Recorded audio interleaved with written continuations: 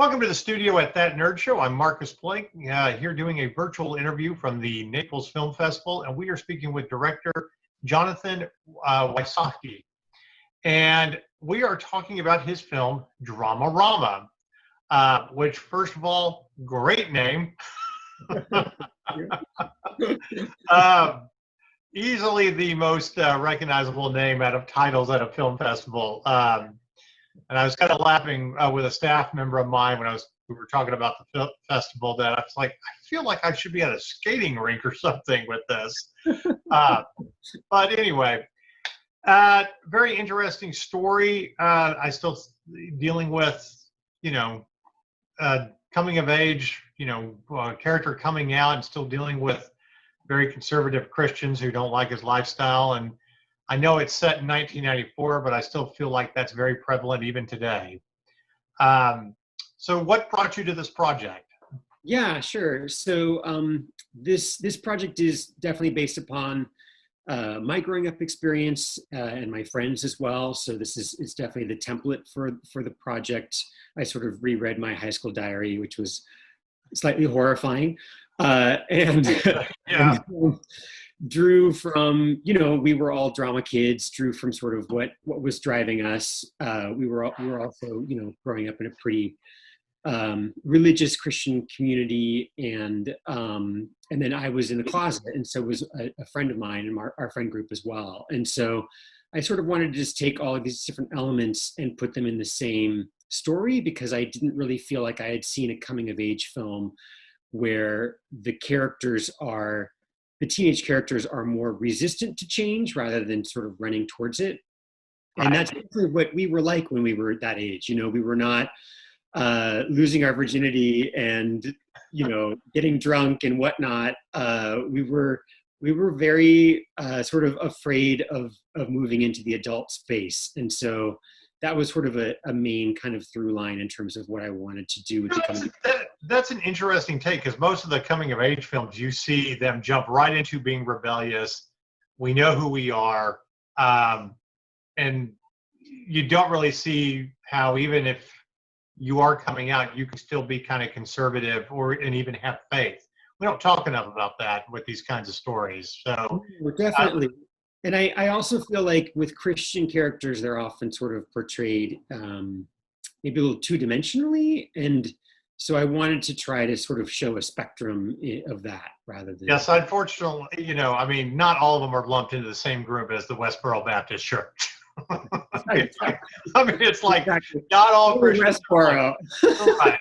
I give my mother a hard time, who is a very conservative Christian woman, but also a teacher. And she's not as judgmental as she used to be about that.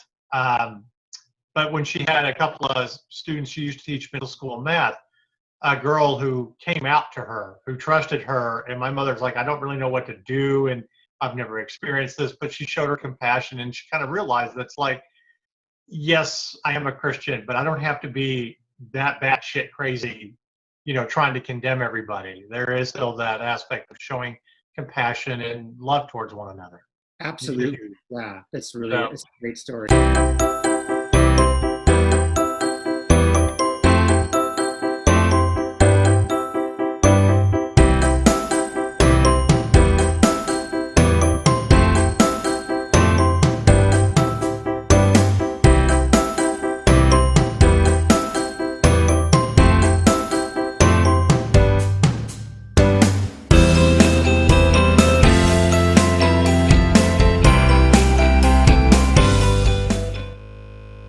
When I finally showed them the film, I think that, they're very proud to be preserved, I think, in some way.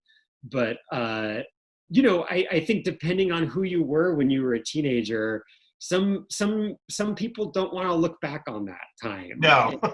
And some people do. Do you know what I mean? Some people were like, oh yeah, I had a great time and I was awesome. And then, so I think that it definitely sort of, brought back the past for some people in ways that they wanted to forget more than remember. Yeah, this is why I don't go to a high school reunion. I'm like, I have moved on. We can kind of have that reunion on social media, but other than that. Right. You don't need to physically be in a room with people reminding No. yourself So the name Dramarama, what's the story behind that? Because like I said, it's a great name. I've never heard that name before or even used in conversation.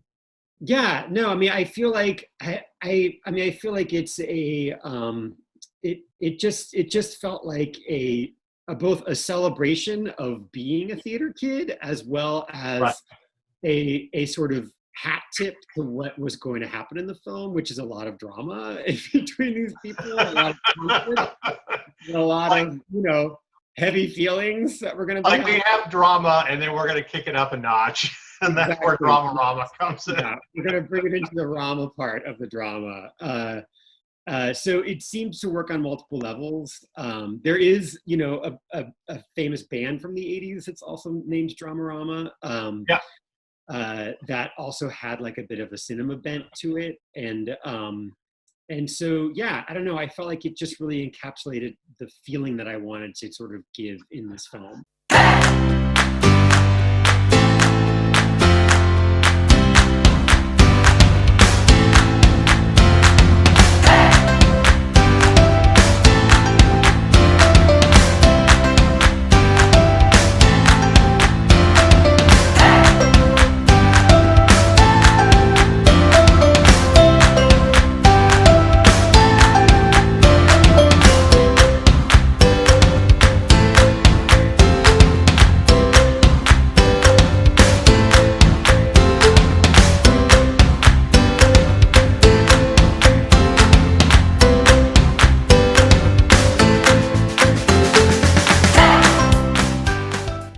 So since you bring up 1994, we have a reoccurring theme on our show, and I never really get to ask this question.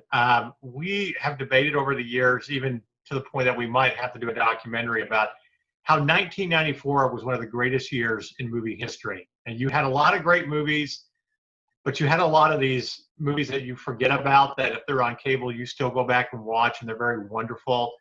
From 1994, whether it's iconic or one that may not be well remembered, what is your favorite movie from 1994? Oh gosh.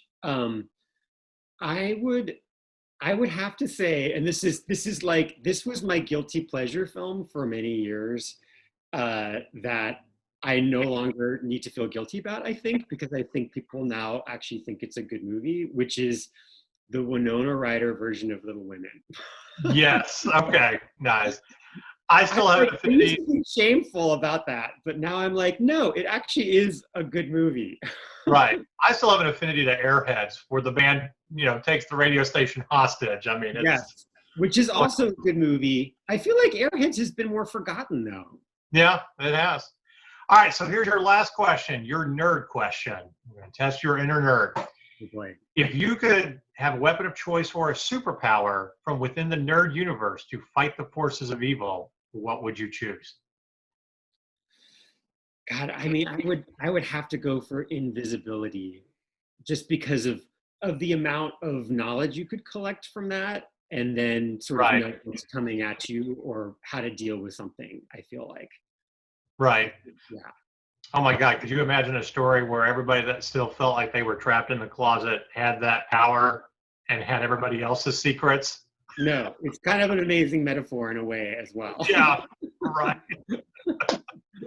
Well, thank you for interviewing with us. Great film. Good luck with it. Again, love the name. I think it's very appropriate. And I know it was a great labor of love for you. So good luck with it. Can't wait to see what you do with the film. Thank you. And